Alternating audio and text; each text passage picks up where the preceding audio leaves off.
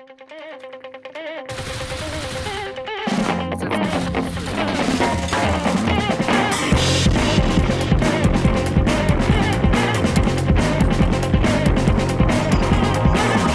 baby, please, I can't tell you to stop. Don't let a twisted tongue tell you that you're tying me up. I said, no, sister, no, it's not the way I was taught. I've come a long way down to reach the end of the top.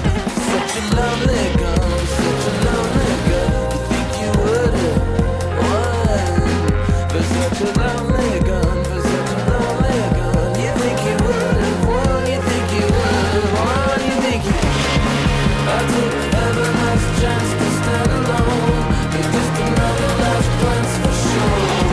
I didn't write the last one to tell you all, but I had to let you know. You know, to shotgun Betty gonna take you out tonight.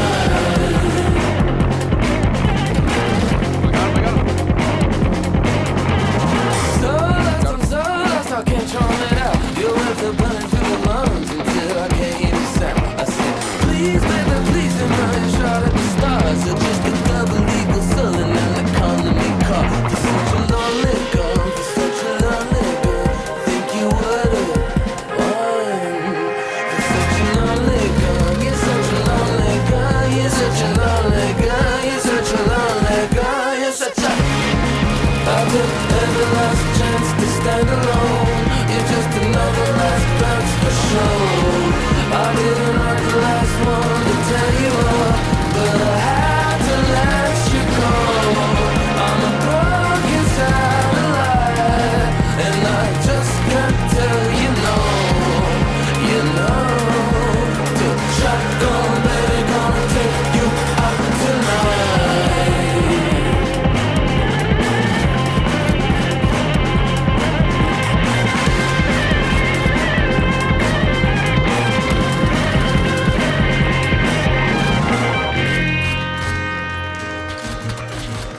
Knock one, knock one.